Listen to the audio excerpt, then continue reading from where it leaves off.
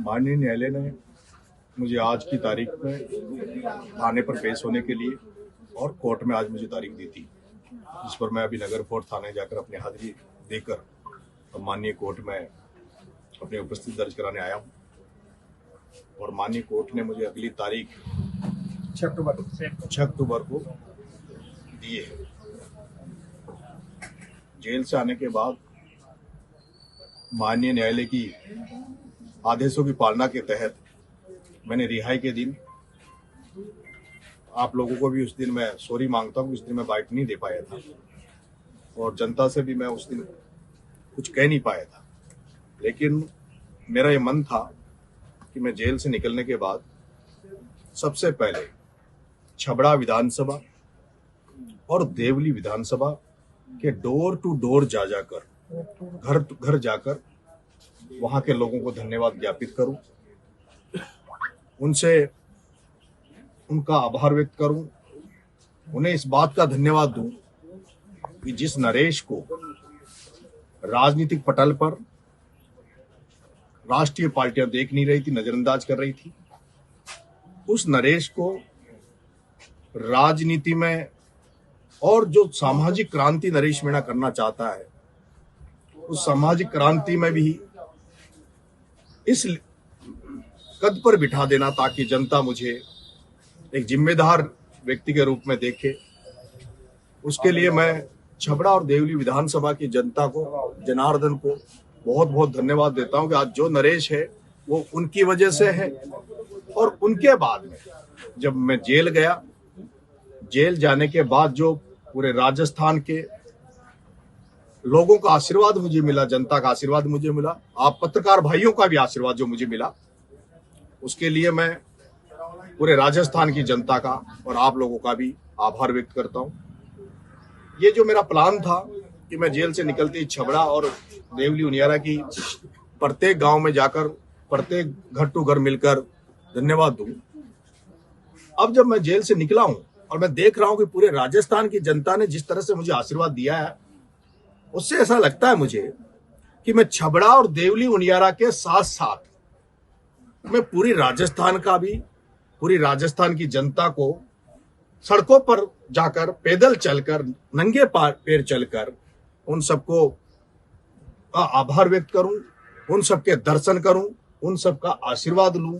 हजारों गांवों में जो मेरे बोर्ड लगे, उन सबका आशीर्वाद लेने भी मैं निकलूं। और ये जो इसको लेकर और राजस्थान की कुछ बड़े मुद्दों को और समस्याओं को लेकर मैंने अब एक जन क्रांति यात्रा की पहल राजस्थान में की है। एक ऐसी पहल है, ये पहल उसी तरह की है जिस तरह से देश को आजाद कराने के लिए भगत सिंह और महात्मा गांधी ने की थी। जहां एक तरफ भगत सिंह ने क्रांतिकारी इंकलाब का नारा दिया, वहीं दूसरी तरफ महात्मा गांधी ने सत्याग्रह का अपनाकर इस देश को आजाद कराया। आज ये देश आजाद तो हो गया, लेकिन देश फिर से खोखला होने की तरफ जा रहा है। और वो इसलिए हो रहा है जिस तरह से आज देश में नशाखोरी बढ़ रही है। आज देश में नशाखोरी की वजह से लाखों हजारों युवा मौत के गले लग रहे हैं, लाखों करोड़ों परिवार इस नशा की वजह से आज बर्बाद हो रहे हैं। कई लाखों करोड़ों लोग कैंसर से मर रहे हैं, हार्ट अटैक से मर रहे हैं। उस नशाखोरी के खिलाफ अब एक ऐसा, जब लोगों को नेताओं से भरोसा था, नेताओं ने भरोसे पर उठ गए, जब सब कुछ उठ गया, तो अब इस नशाखोरी के खिलाफ जनता को खड़े होने के लिए नरेश भगत सिंह के आदर्श पर चलते हुए, उसके पदचिन्हों पर चलते हुए जनता को जगाने के लिए सड़कों पे उतर रहा है। जनता को जो मिलावटी दौर चल रहा है, जिस तरह से आज मिलावट का दौर है, आप सब्जी लाओगे, आप फल फ्रूट लाओगे, आप दूध घी जो भी खाने की चीजें हैं, जब आपके घर में आती है तो आपको डर लगता है कि इसमें कोई केमिकल तो मिला हुआ नहीं है, इसमें कोई इस तरह का तो जहर नहीं है जिससे हमारे परिवार मर जाए, हमारा नुकसान हो रहा है। अमरावती प्रकरण को जो अभी अधूरा न्याय मिला है, उसको पूरा न्याय दिलाने का कार्य मैं करूंगा। राजस्थान के सभी सरकारी कार्यालयों में जो भ्रष्टाचार व्याप्त है, वो उसको खत्म किया जाए। राजस्थान में ड्रग स्मैक माफियाओं पर कड़ी कार्रवाई हो, कानून बने, मिलावटखोरी बंद हो। राजस्थान में छात्र संघ चुनाव चालू कराए जाए। राजस्थान में छात्र संघ चुनाव चालू कराए जाए। मैं इसलिए कहना चाहता हूं कि अगर राजस्थान में छात्र संघ चुनाव नहीं होते तो नरेश मीणा आज आपके सामने नहीं होता। प्रस्तावित एक डूंगरी बांध जो माधोपुर में बनने वाला है, बनास पर बनने वाला है, वहां हजारों लोग आंदोलनरत हैं, उनको स्थगित किया जाए। उन आंदोलनकर्ताओं को इस रैली खत्म होने के पहले माननीय मुख्यमंत्री जी सरकार उनसे बात करे और उनको राजी करे, जिस भी तरह राजी कर सके। लेकिन डूंगरी बांध से संबंधित जो लोग हैं, जो आंदोलन कर रहे हैं, उनको सरकार बुलाकर उनसे बात करे। राजस्थान की राजनीति में जो वंशवाद, परिवारवाद, जो पूंजीपति का है, उसको, उस गंदगी को दूर करने का प्रयास इस जन क्रांति यात्रा से जनता के बीच में पक्ष रखकर उसको खत्म करने का प्रयास करेंगे।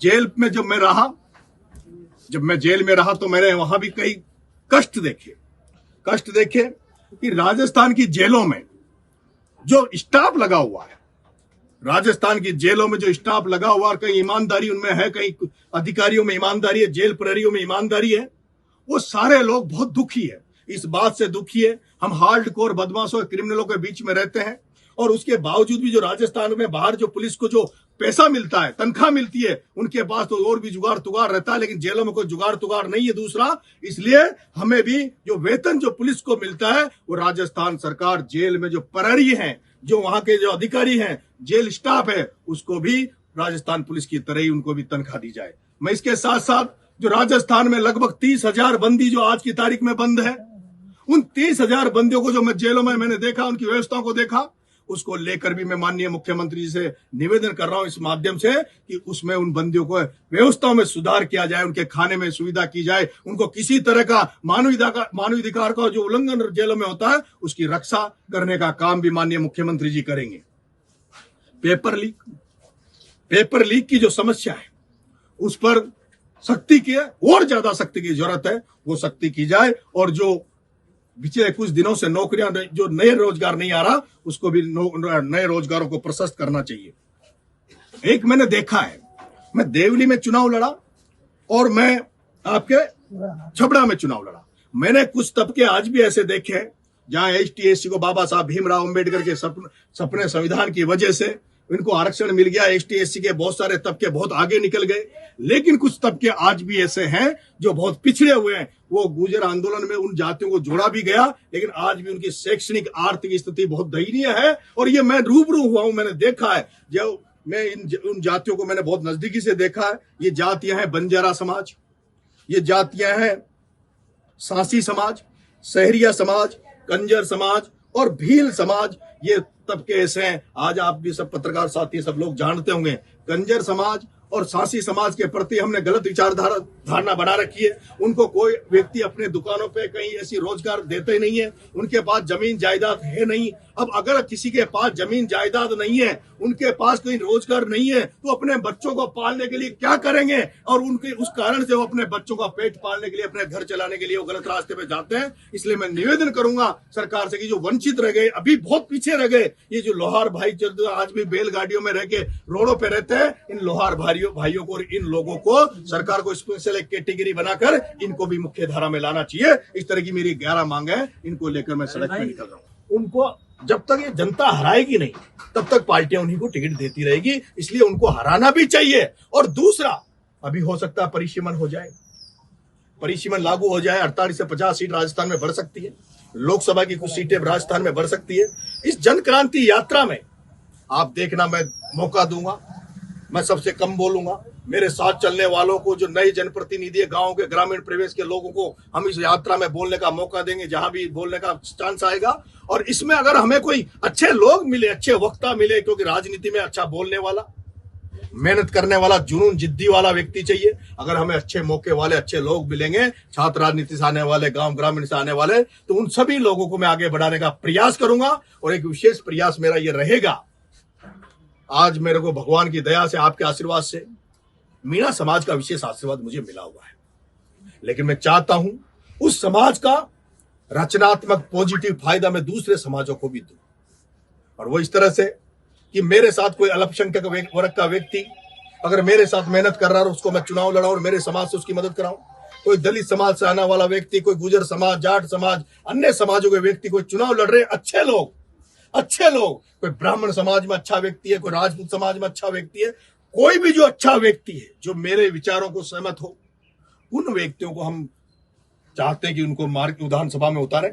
और मैं अपील करूं कि ऐसे लोगों को मेरा समाज मदद करे। अब वो जातिवाद इनसे ऊपर उठकर एक ऐसी छवि में मेरे समाज की बनाना चाहता हूं जिसको सारे समाज स्वीकार करे। जैसे मैंने कहा, आज भी कंजर समाज, सांसी समाज, इनको लोग अच्छी नजर से नहीं देखते, वैसे राजस्थान में मीणा समाज को भी लोग अच्छी नजर से नहीं देखते।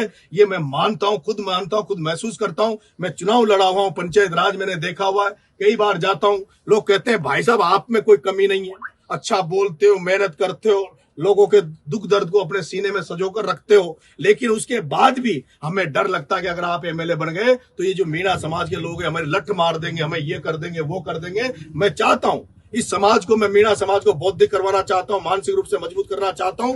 ये जो फिजिकल जो ताकत का जमाना नहीं है, फिजिकल ताकत का जमाना नहीं है, अब पढ़े लिखों का जमाना है। अब मैं चाहता हूं कि मेरे समाज के लोग, अब आजकल सरकारी नौकरियां बंद होने जा रही है, सारा काम निजी क्षेत्रों में दिया जा रहा है, निजीकरण किया जा रहा है, आरक्षण खतरे में है। वहीं दूसरी तरफ गांव में जमीनें खत्म होती जा रही है, जमीनों के बंटवारे होते जा रहे हैं। ऐसे समय में अब उनको दूसरे मार्ग पे भी जाना चाहिए। और दूसरे मार्ग पे जब आप धंधा करोगे, आप बिजनेस करोगे, आपको ठेकेदारी करोगे, वहां आपको सभी वर्गों की, सभी तबकों की जरूरत पड़ेगी।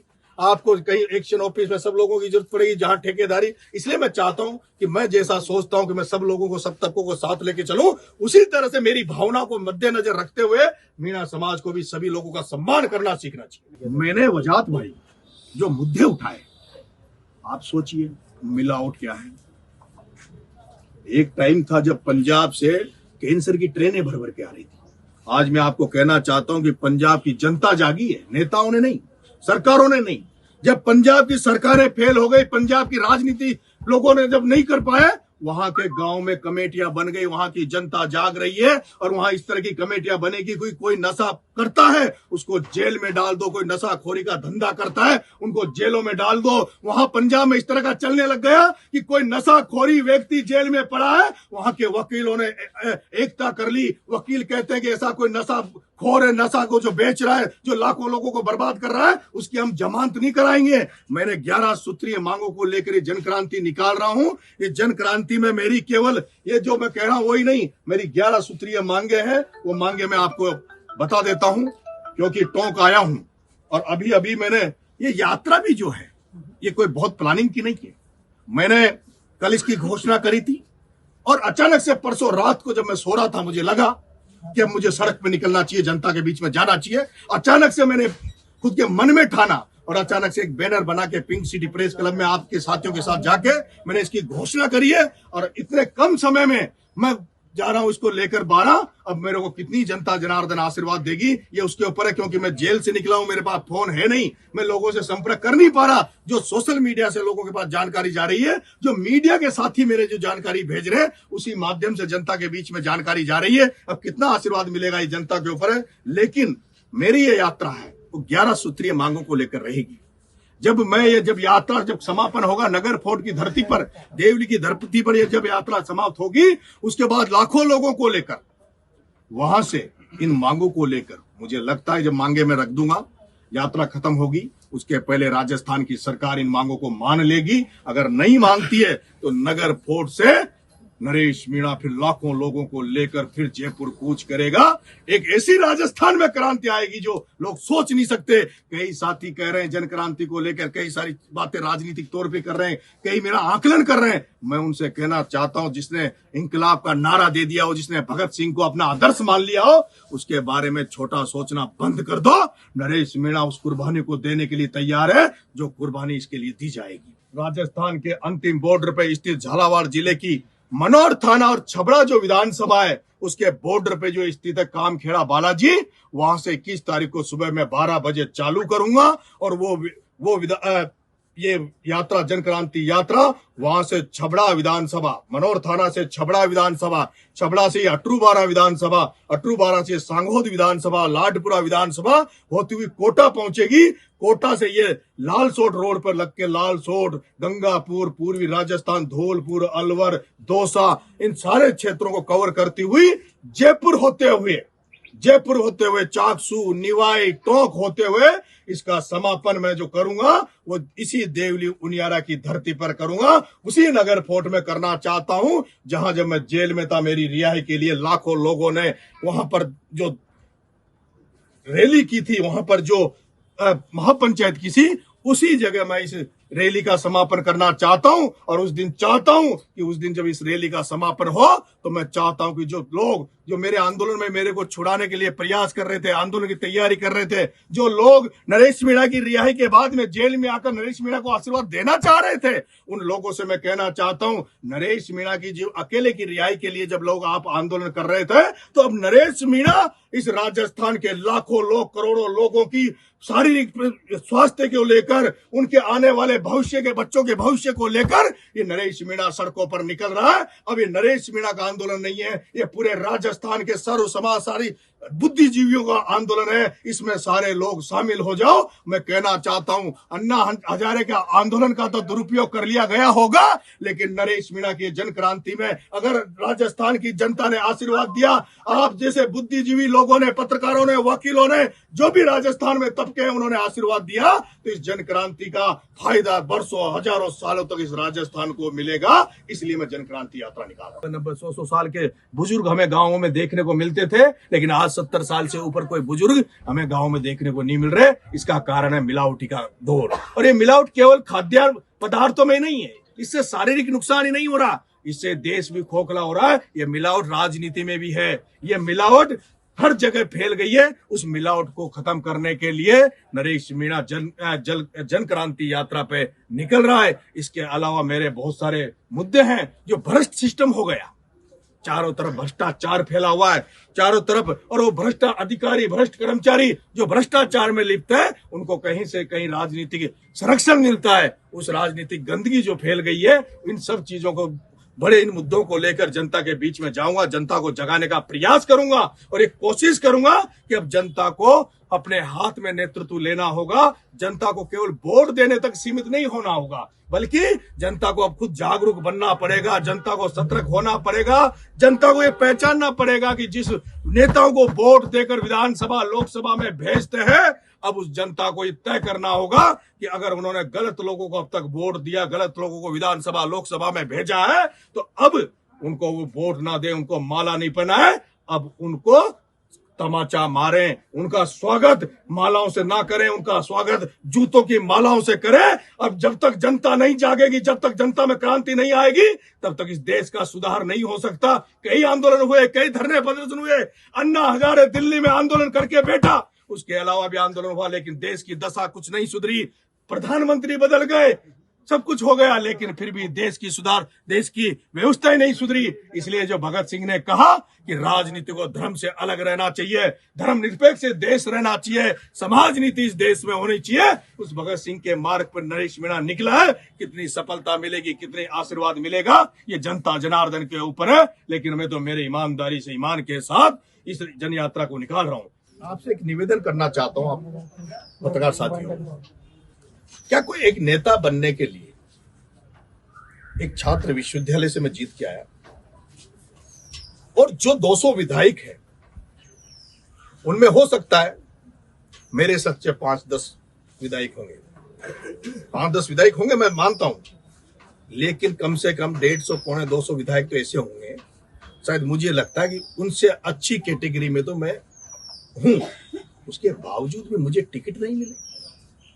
वो इसलिए कि वंशवाद, परिवारवाद, जनता को जागरूक करने वाला व्यक्ति अगर राजनीति में आ गया, तो ये गंदी राजनीति जो हो रही है, इसको ये खत्म कर देगा। इसलिए बहुत बड़ा संकट है, इसको दूर करेंगे।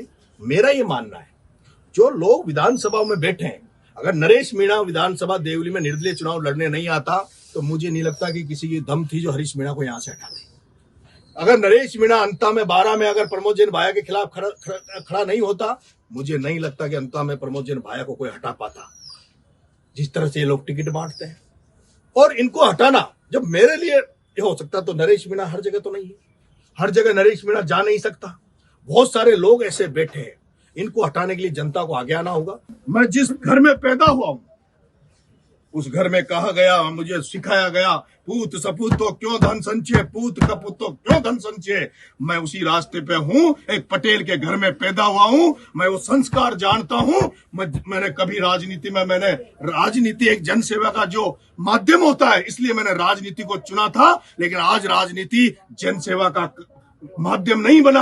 आज जो राजनीति में सफेद पोश जो राजनेता बैठे हैं, वो उन गुंडों से भी खतरनाक है, जो बंदूक लेकर सड़क पर लोगों को लूटते हैं, लोगों की जेबें काटते हैं। उनसे भी ज्यादा गुंडे से सफेद पोश राजनेता हो गए, जो बजरी के नाम पर बनासों नदियों को खा रहे हैं, जो राजनेता भ्रष्टाचार में लिप्त है, जो राजनेता थानों से बंदियां लेकर थानेदार लगाते हैं, जो राजनेता एसडीएम कार्ड में एसडीएम को पैसा लेके लगाते हैं, जो राजनेता जो विधानसभा विधायक बनकर लोकसभा में पहुंचकर जो राजनेता जो ये दावा करते हैं कि हम गरीब को गणेश मानकर पूजा करेंगे, वो राजनेता आज अपना फंड भी बांटते हैं, तो वो भी कमीशन देकर सरपंच और पंचायतों में फंड बांटते हैं। उसके खिलाफ अब मैंने मोर्चा जनसेवा के आगे निकला हूं। जनता किधर मुझे ले जाएगी, ये जनता के ऊपर था। मैंने कल जब प्रेस कॉन्फ्रेंस की तो मैंने ये कह दिया कि समरावता प्रकरण और ये जेल यात्रा मेरा पुराना अध्याय हो गया। मैं नए अध्याय की शुरुआत कर रहा हूं, जो है जन क्रांति यात्रा, जिसके मुद्दे ही बहुत बड़े हैं। वो ऐसी जन क्रांति यात्रा है, जब अन्ना हजारे देश की राजधानी दिल्ली में जब अनशन पर बैठे थे, तब देश में एक भूचाल आया था। लोगों ने सोचा था कि देश में लोकपाल होगा, भ्रष्टाचार खत्म होगा, लेकिन कुछ नहीं हुआ। लेकिन नरेश मीणा को अगर राजस्थान की जनता ने आशीर्वाद दे दिया, तो नरेश मीणा भ्रष्टाचार को खत्म कर रहे हैं।